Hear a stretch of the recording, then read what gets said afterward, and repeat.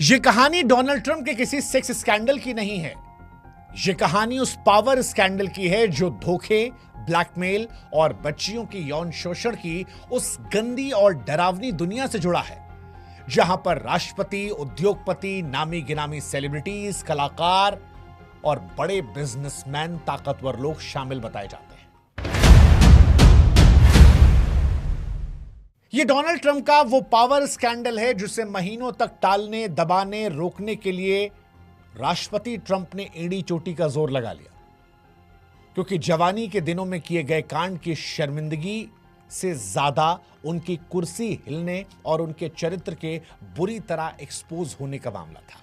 Sex scandal केवल बदनामी लाता है, लेकिन पावर स्कैंडल सिस्टम को बेनकाब करता है। और यही वजह है कि आज ये कहानी लोगों के दिल में चुभ रही है। ये तस्वीरें सिर्फ शर्मिंदगी की वजह नहीं बन रही हैं, ये उस पावर नेटवर्क को एक्सपोज कर रही हैं जहां पर यादें बनाने के लिए नहीं, बल्कि स्कूल जाने की उम्र वाली लड़कियों को ब्लैकमेल करने के लिए सबूत जमा किए जाते हैं ताकि साल दर साल उनका शोषण हो सके। अभी पूरा खुलासा नहीं हुआ है, लेकिन जो तस्वीरें आई उसमें ट्रंप लड़कियों से घिरे दिख रहे हैं। एक तस्वीर में उनकी मौजूदगी कॉन्डोम के पैकेट के साथ दर्ज है और लिखा है, आई एम ह्यूज। अब सवाल सिर्फ ये नहीं कि तस्वीर में क्या है, सवाल ये है कि ये कौन सी दुनिया है और इसे अंधेरे में क्यों रखा गया। बहस इस बात पर हो रही है कि इन लोगों को बचा कौन रहा था। बहस इस बात की कि एप्स्टीन केस की फाइलों में ऐसा क्या है कि सबसे मुख्य व्यक्ति को पहले सालों साल जेल नहीं भेजा गया, फिर कुछ महीनों में छोड़ा गया और बाद में ही जेल में मरवा दिया गया। सवाल ये कि क्या यह कहानी सिर्फ अमेरिका की है, क्योंकि नाम इसमें भारत के नेताओं का भी आ रहा है। कितना सच कितना फसाना हमें पता नहीं, लेकिन एप्स्टीन केस फाइल यह कहती है कि हमाम में दुनिया के कई उद्योगपति, राजनेता, कलाकार, बिजनेसमैन नंगे हैं। इस कहानी का सबसे अहम नाम जो है वो है जेफरी एप्स्टीन। लेकिन इस कहानी पर जाएं उससे पहले यह समझना जरूरी है कि इस कांड को क्या केवल ट्रंप तक सीमित करें, इस वीडियो केवल ट्रंप तक सीमित करें, क्योंकि रिपोर्ट के कागजात, ईमेल, कैलेंडर एंट्रीज कई बड़े नामों का जिक्र करते हैं। हालांकि हर नाम पर अपराध सीधा नहीं है, लेकिन नाम तो है अमेरिका के पूर्व राष्ट्रपति बिल क्लिंटन का। उनका नाम फ्लाइट लॉग्स और तस्वीरों में आया। माइक्रोसॉफ्ट के को फाउंडर बिल गेट्स की एप्स्टीन से मुलाकात की तस्वीरें आई, बाद में उन्होंने अपनी गलती माना। ब्रिटेन के प्रिंस एंड्रू, उन पर पीड़िता ने सीधे आरोप लगाए, जिसके बाद उन्होंने इंकार कर दिया। बाद में कोर्ट में मामला किया। कई बड़े वकील, कई बड़े कॉर्पोरेट, नामचीन यूनिवर्सिटीज और फंडिंग नेटवर्क के लिंक भी आए। हर नाम दोषी नहीं है, लेकिन इतने बड़े और ताकतवर लोगों का एक ही नेटवर्क से नाम जुड़ना यह बताता है कि यह मामला किसी एक इंसान का नहीं था। इसीलिए इसे हम केवल सेक्स स्कैंडल नहीं कह रहे, पावर नेटवर्क की कहानी कह रहे हैं, जहां पहचान और पहुंच सबसे बड़ी ढाल बन जाती है। और इस कहानी को अगर शुरू से समझना है तो जेफरी एप्स्टीन को समझना होगा, क्योंकि वही इसका मुख्य किरदार है। जेफरी एप्स्टीन कहने को एक इवेंट मैनेजर, लेकिन जब जांच और गवाही हुई तो पता लगा कि यह सत्ता की दलाली करने वाला इंसान था। वो दलाली जहां पैसे से ज्यादा कीमती चीज होती थी किसी के बारे में जानकारी। एप्स्टीन सिर्फ गलत काम नहीं कर रहा था, वो पहुंच बेच रहा था ताकतवर लोगों तक, उसके राजों तक पहुंच और उन राजों की हिफाजत। New York, Florida, US Virgin Island में उसकी प्रॉपर्टी सिर्फ आलीशान घर नहीं थी, उसके काले नेटवर्क के अड्डे थे जहां कानून की एंट्री कमजोर थी। इस पूरे मामले की शुरुआत होती है साल 2005 में, जब फ्लोरिडा में एक 14 साल की लड़की की मां पुलिस के पास जाती है और यह आरोप लगाती है कि उसकी बेटी को मसाज के बहाने एप्स्टीन के घर बुलाया गया। यही वो पल था जब पहली बार इस गंदी दुनिया का पर्दा उठा। जांच आगे बढ़ी और फिर एक एक करके 50 लड़कियां सामने आई। कई पीड़ितों ने कहा कि हमारे साथ भी यही घटना हुई थी। पहले भरोसा दिया, फिर लालच और फिर दबाव और आखिरी में डर।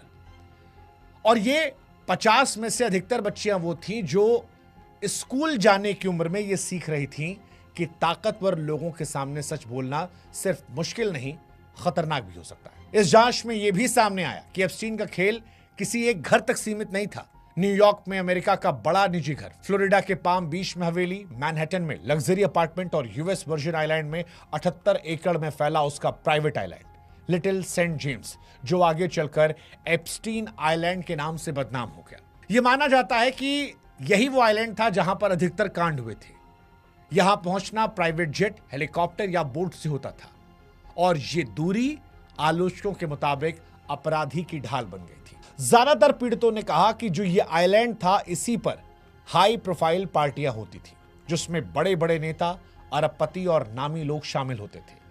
नाबालिग लड़कियों को यहां पर कभी मॉडलिंग, कभी नौकरी या कभी पैसों का सपना दिखाकर लाया जाता था। एप्स्टीन का अपना एक प्राइवेट जेट था जिसे लोलिता एक्सप्रेस कहा गया। इस नेटवर्क की वो रीढ़ था।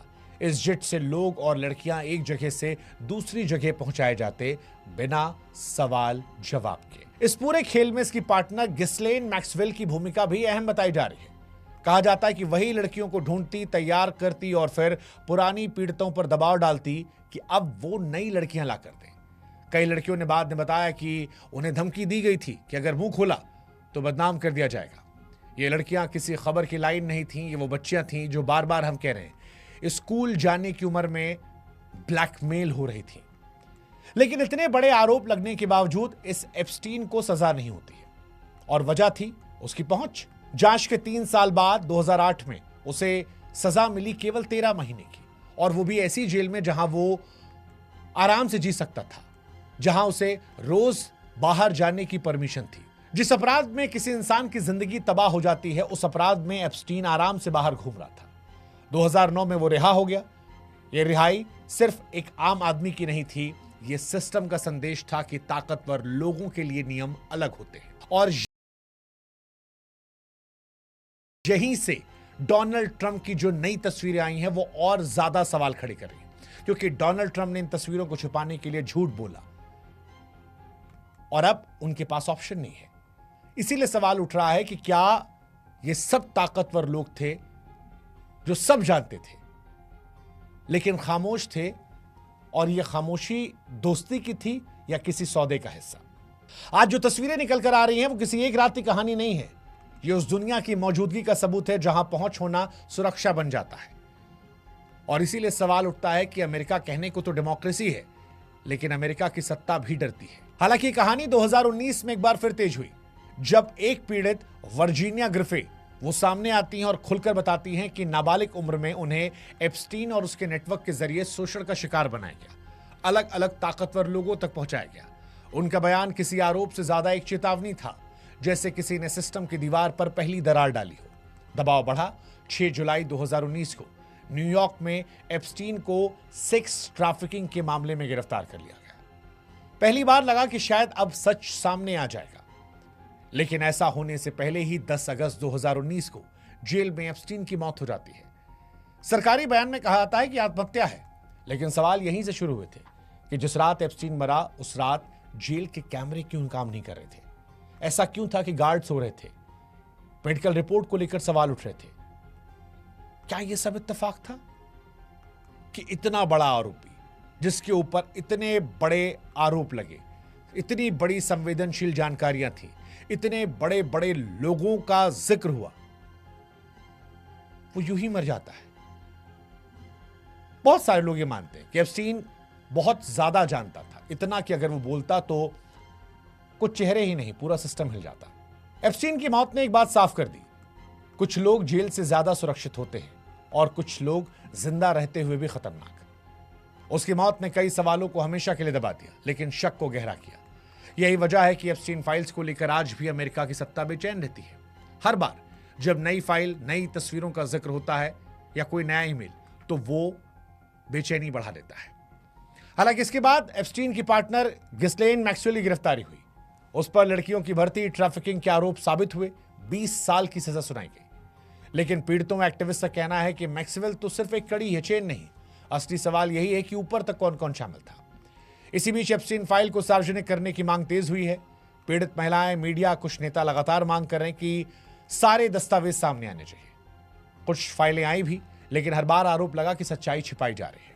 ऐसे में अब जब ट्रंप की तस्वीरें सामने आती हैं तो राजनीति में भूचाल आता है, क्योंकि तस्वीरें किसी एक आदमी की नहीं, एक पूरे पावर नेटवर्क स्कैंडल की आती है। और इसीलिए डोनाल्ड ट्रंप के लिए मामला अब केवल छवि का नहीं है, उस भरोसे का सवाल है जिस पर उनके समर्थक उन्हें सिस्टम विरोधी मानते हैं। आलोचकों के मुताबिक यहां सवाल ट्रंप का नहीं सिस्टम का है, क्योंकि अगर सिस्टम ईमानदार होता तो यह नौबत आती ही नहीं, शक की गुंजाइश बचती ही नहीं। हालांकि इस केस में अमेरिका के बाहर के नाम भी सामने आए हैं। हिंदुस्तान से भी एक नाम सामने आया था। हर नाम पर सीधा आरोप नहीं है, लेकिन यह साफ है कि एप्स्टीन का नेटवर्क किसी एक देश तक सीमित नहीं था। यही वजह है कि इस पूरे मामले को सिर्फ सेक्स स्कैंडल कहना सच्चाई से भागना है। असल मुद्दा पावर है, वो पावर जो अपराध को ढक देती है, वो पावर जो कानून को मोड़ देती है, वो पावर जो पीड़ितों की आवाज को सालों तक दबाए रखती है। आज एप्स्टीन मर चुका है, लेकिन उसकी कहानी खत्म नहीं हुई है। उसकी फाइलें, तस्वीरें, पीड़ितों की गवाहियां सब मौजूद हैं। और इसीलिए मामला किसी एक आदमी का नहीं, उस सिस्टम की कहानी है जहां सत्ता ने अपराध को सुरक्षा दी। धीरे धीरे पर्दा उठ रहा है। ट्रंप की तस्वीरें इस कहानी का हिस्सा है। आगे आने वाले वक्त में जब और दस्तावेज सामने आएंगे, तब यह तय होगा कि यह कहानी दबा दी जाएगी या सच में किसी को जवाबदेह ठहराया जाएगा। क्योंकि सवाल अब यह नहीं है कि ट्रंप ने क्या किया, सवाल यह है क्या इस बार पूरा सच आएगा, या फिर ताकत के सामने सबसे पुराने लोकतंत्र का दम भरने वाला अमेरिका फिर कमजोर पड़ जाएगा और ताकत डेमोक्रेसी पर भारी पड़ जाएगा। सवाल महत्वपूर्ण है, क्या यह होगा? क्या ट्रंप एक्सपोज होंगे? दुनिया में और कौन कौन है जो इस गंदे घिनौने खेल में शामिल है? यह सवाल है जो शायद पूरी तरह सामने आए